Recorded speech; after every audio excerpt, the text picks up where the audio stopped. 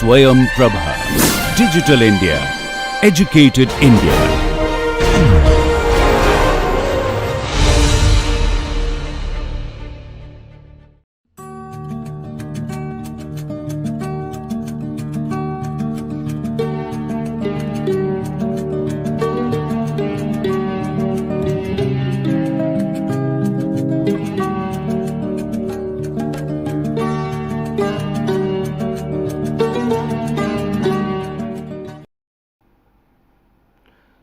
Welcome back, student, to this new week where we are still continuing the pipe flow. And last week we finished the lecture at finding the equivalent roughness of pipes and said that we are going to solve one particular problem. But I'll think it's better to take that problem after I complete this particular topic. So until this point in time, what are the things that we know? We need to find out an F. F is the Darcy-Webash friction factor, Darcy's friction factor, and that is F is equal to phi of function of Reynolds number and epsilon by d. So Reynolds number we can calculate if the flow is given, d is the pipe diameter. So epsilon we saw that we can find through these tables. Most of the cases, for your significance in practice for the numericals, you will be given the value of epsilon by d. So if you are able to calculate the value of epsilon by d and Reynolds number, then there is a dependence of these two parameters Re and d on the friction factor F, and if we know the friction factor, we can calculate by using these values and find out the head loss, the major head loss. Okay. So to do that, there is something called a Moody chart. So friction factor is a function of Reynolds number and relative roughness for round pipes is a chart like this, okay, where this is Reynolds number on x axis and F you can find out and epsilon by d is plotted on the right. So this is the oldest method of finding these friction factors, Darcy friction factor. However, for this course, of course, if you are given these Moody chart, you should be able to find a corresponding Reynolds number and a corresponding epsilon by d line here, and then go ahead and find out the respective F friction factor. But for your convenience, I am going to provide you two formulas. One is a Colebrook formula which relates this friction factor F to epsilon by d and Reynolds number. Can you see there is one trick in this formula? If you note, you will see F is also on the left hand side and F is also on the right hand side. That makes it implicit in nature. All right. But I still expect you to remember this formula. The solution for this formula can be done through trial and error. All right. Or you can use another formula which is totally explicit in nature, which is called Haaland equation. So here you see there is friction factor unknown is only on the left hand side. So if you know epsilon by d and you know Reynolds number, you will be able to find out the value of F. So this equation you must remember, and also this, because some of the questions could be based on Colebrook formula as well. All right. So with this thing in mind, so we can solve the problems now. Head loss was a function of friction factor, right? I mean, it was dependent on friction factor, and F was a function of Reynolds number and epsilon by d. So we can find F using these two formulas or Moody chart, and therefore we will be easily able to calculate the head loss.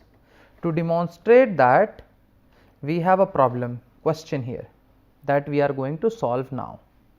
So the question says a badly corroded concrete pipe of diameter 1.5 meter has an equivalent sand roughness of epsilon s 15 millimeter. So we have already been given epsilon s. A 10 millimeter thick lining is proposed to reduce the roughness value to epsilon s of 0.2 millimeter. So a thick lining would be put which is 10 millimeters long, and this will bring down the roughness to 0.2 millimeter. The question is, for a discharge of 4 meters cube per second in the pipe, calculate the power saved per kilometer of the pipe.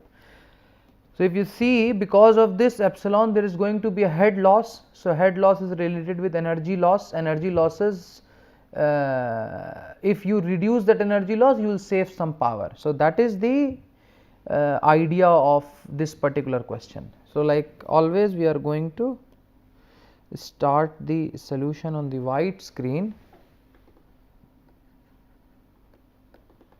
Okay, solution number 7. So, we see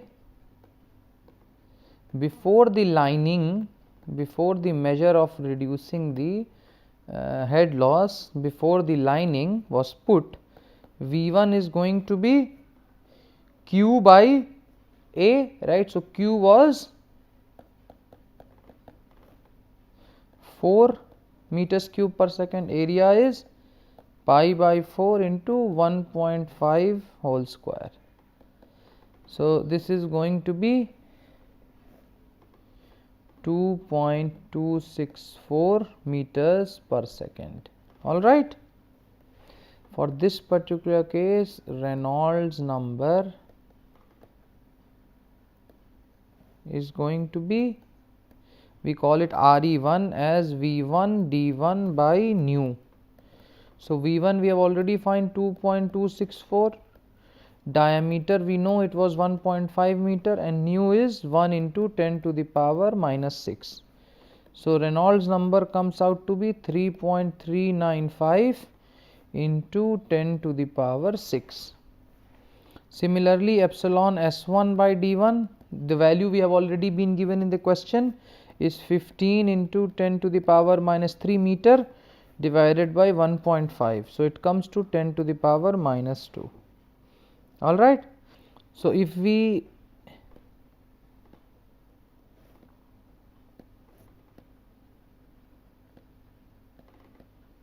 empirical equation of Haaland, okay, then we can find under root 1 by F1 is equal to the things on the right hand side, and on calculating we can get, because this is an explicit formula,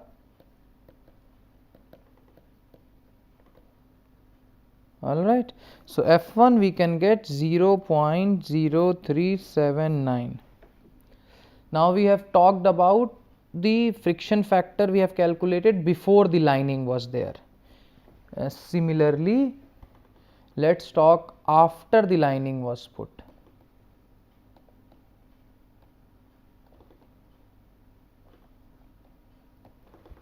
So, after the lining was put, diameter will be reduced. How much? 1.50 was the diameter and lining of this. So, the diameter becomes 1.48 meters.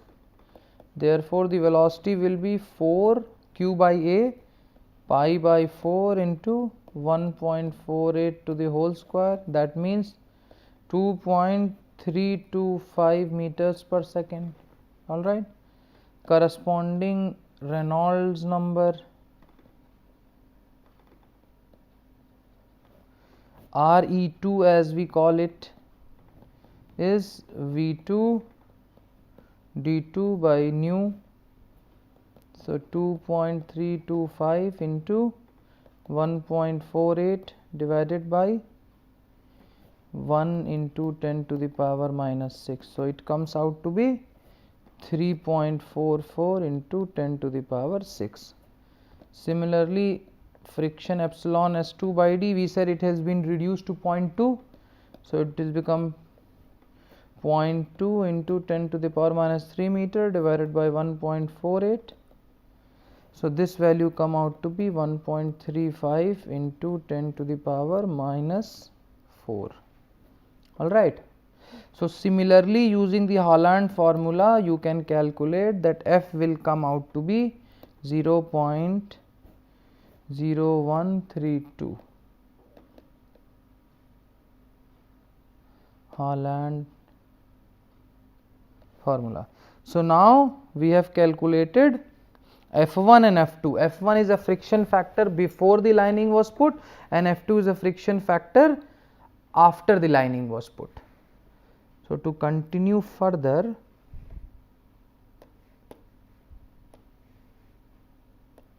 all right. So, we are going to calculate head loss. HF is equal to FLV square by 2GD. Sorry.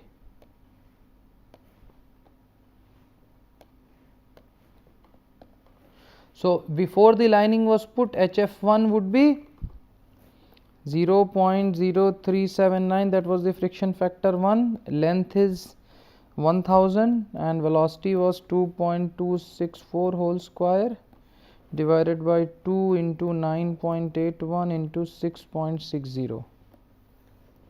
So, HF1 comes out to be 6.6 meter.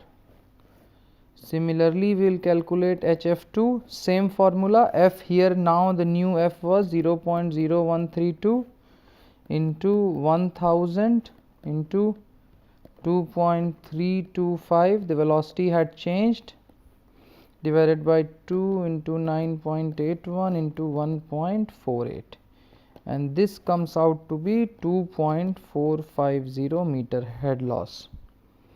So, savings in head, you see the frictional loss before the lining was 6.6 meter and after the lining is put is 2.450. So, saving in head HS is HF1 minus HF2, and this will come out to be 6.6 minus 2.450.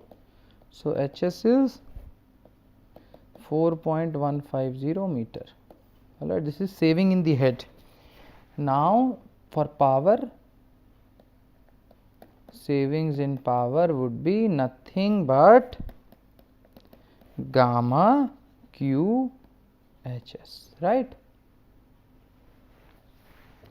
So, gamma is 9.79 into 4 into 4.15 kilowatt, because we have taken this 9.79 into 10 to the power, so 10 to the power 979 into G, so 9790, instead we did 9.7, therefore we written in kilowatt, and this will come to be 162.5 kilowatt. So, this is the saving in power. So, you see how we were able to find the major loss and the savings in major loss if we put the lining, which will reduce the friction factor in a pipe. This was a quite a illustrative example. All right. So, just writing it down, the final result here, that the power saving is 162.5 kilowatt. All right. Okay, moving ahead, there is another question that says air under standard condition flows through a 4 millimeter diameter drawn tubing with an average velocity of 50 meters per second. For such conditions, the flow would normally be turbulent. However, if the precautions are taken to eliminate disturbances to the flow, it may be possible to maintain laminar flow. So, the first part is determine the pressure drop in 0.1 meter section of the tube if the flow is laminar, and the second part is repeat the calculations if the flow is turbulent. All right. So,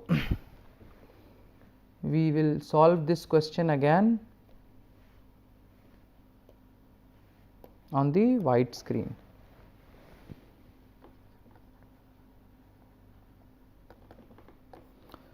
So, solution number 8.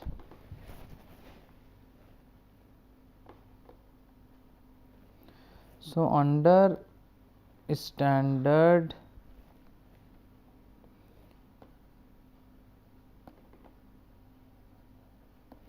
temperature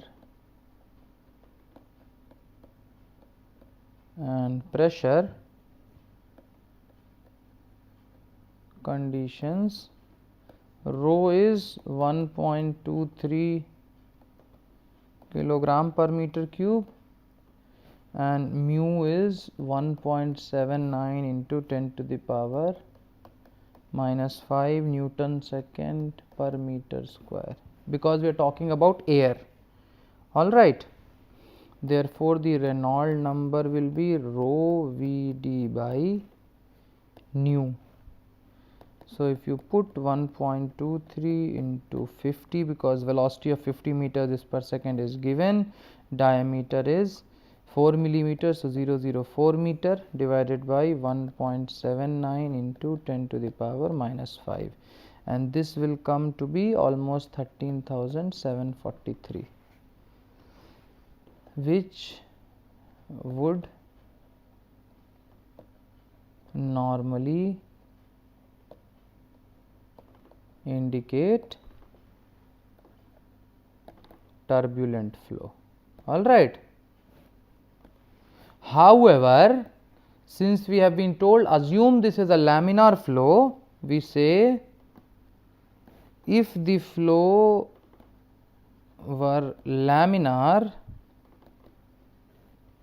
so friction factor will be given by 64 by Re. Therefore, in this particular case, although it is turbulent, but we say assume that it is laminar, so we will find the friction factor, which will come almost to 0.00467. Therefore, drop in 0.1 meter long horizontal section of the pipe would be delta P is equal to F into L by D, our formula, into V square rho V square by 2. All right. So, delta P is going to be F is 0.00467, length is 0.01, diameter we already know 0.004 into half into rho is 1.23 and V square is 50, and this is going to be 179 Newton per meter square.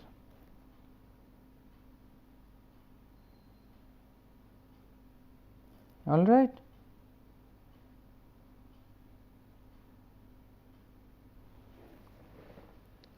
So, we can calculate everything here. So, 179 Newton per meter square.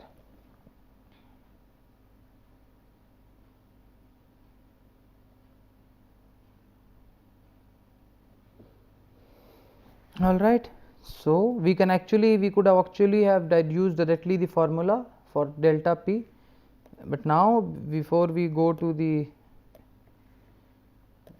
next part, it says if the flow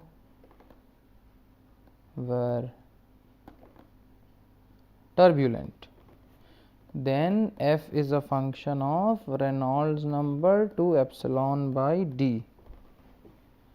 So, if we look at the I told you, if we know what type of pipe it is, we can look down the epsilon value. So, of course, it is I have not given it here written in the question, but if you look at the table, from table epsilon will come to be 0.0015 millimeter, okay, because it is a drawn tubing. All right. So, epsilon is 0.0015 for drawn tubing. Okay. So, we calculate epsilon by D, which is 0.0015 by diameter is 4 millimeters. So, we get 0.00375. all right, and Reynolds number came out to be earlier 1.37 into 10 to the power 4. All right. So if use either Moody chart or Haaland equation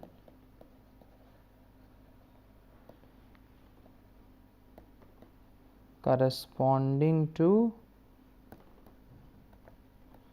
Reynolds number is equal to 1.37 into 10 to the power 4 and epsilon by d of 0.00375, we will get F as 0.028.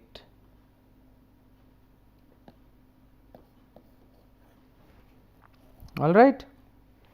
Therefore, the pressure drop will be F into L by D into half rho V square, and after putting 0.028 into length will still be the same, diameter will still be the same,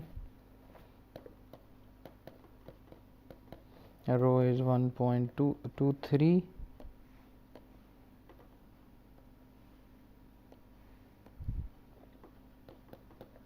into 50 square. So delta P is going to be 0.076 kilopascal. So the pressure drop, as you see, is much more when the flow is turbulent. All right. In the first case, it was only 0.179 kilopascal. All right. So we talk about the minor losses now. We have talked much about the major losses, but now we must put our focus a little bit on the minor losses. So minor losses is due to the change of the velocity of the flowing fluid either in the magnitude or in the direction. Okay, if the magnitude or the direction, any of them would change or both will change, the losses associated with them is called minor loss in pipes. So this is a typical flow pattern through a valve that is shown here. It will comprise of both major and minor losses. See, the minor losses occur due to if there are valves present, if there are tees, if there are bends in the pipes, if there are reducers, and there are other appurtenances. All right. So minor losses also have a common form of this. So it is KL multiplied by V square by 2G. Okay. And this KL is the minor loss coefficient. In terms of Q, we can also write Q square by 2GA square. So this is minor compared to friction losses in long pipes, but can be dominant cause of head loss in shorter pipes. So if the pipe is long, because the major loss is given by F into L by D, you remember, 2V square by 2G. All right. So if the pipe is long, the major losses would be too much, but minor losses in long, this is called minor because the frictional losses come, due to these phenomenon of like bending, contraction and expansion are less in case of long pipes. Therefore it is called minor losses, but it's not always minor. If the pipes are of shorter length, the term minor losses actually will be dominant. Now let us see the loss due to contraction. A sudden contraction in a pipe usually causes a marked drop in pressure in the pipe due to both increase in the velocity and loss of energy due to turbulence. That is a well established fact, correct. So you see there is a fluid that is coming with velocity V, and after the contraction, sudden contraction, the velocity changes to V2. So in this case, for a contraction, the head loss, the minor head loss will be Kc, that we don't know yet, into V2 square by 2G, not V1. So, if the V2 you should be able to find using the continuity equation, and Kc either you can derive it, or but most of the cases in many general scenarios it is given. Okay. So, if this is the contraction depicted by point 2, so fluid at point 1 goes a contraction and is at point 2, we write head loss is KL into V2 square by 2G. And what is this KL? KL can be found out as a function of A2 by A1, what the area 2 and area 1 is, okay, ratio of the areas. So, A2 by A1. So, most of the time you would be given these values directly, or a curve like this will appear, but for certain standard conditions you are expected to know this. So, in case of sudden contraction, okay, you see, you can assume safely KL as 0.5. This means A2 was 0. Okay, so basically A2 is not 0, but A1 is so large, this area is very large, like reservoir compared to this area. In that case, you see, according to the curve, this comes at around 0.5. So, sudden contraction, when it means, it will always be implied that you have to assume KL is equal to 0.5. Please remember this. In case of a sudden contraction, KL is 0.5 and V2 square by 2G when multiplied with this will give the minor losses. So, head losses due to pipe contraction may be greatly introduced. So, you see, due to sudden contraction there is going to be head losses. Now, our aim as an engineer is to reduce those head losses, correct, and that can be done by introducing a gradual pipe transition called as confusers. So, confusers are used to introduce a gradual pipe transition, something like this. You see, there is an angle alpha. In that case also, the head loss is going to be Kc dash another coefficient k into V2 square by 2G in case of contraction. But what that Kc is given by this this graph. So, this is Kc on this side. For every alpha, we go and look at what this A2 by A1 ratio of A2 by A1 is, and we pick a point, for example, and try to find out what that Kc is. In such cases, either you will be given this graph or you will be exactly told what the Kc is. All right. Now, in this particular case, head loss due to gradual contraction, you see, we had one equation, and we can also write this in form of another thing where both V2 and V1 could be used. So, KL into V2 square minus V1 square by 2G, okay, in case of contraction like this. You see, this is 2 alpha and this is alpha, and here also we are going to use, for different alpha we have different KLs. In that case, you do not have to worry about area of 1 and area of 2, because it will already be taken care by the velocity continuity equation, A1 V1 is equal to A2 V2, just a different way of writing. So, this will simply give you, suppose if you have 15 degree, you can assume, like if there is a 15 degree alpha is there, then you just take the linear interpolation as 0.24 will be the KL. So, one advantage here is we do not have to worry about the ratio of A2 by A1. This looking at the table is pretty simple. I do not expect you to remember this, but you can be given this type of table in your assignments and exams, and could be asked to find out the value of KL and corresponding the head losses. So, in that cases it will be V2 square minus V1 square by 2G.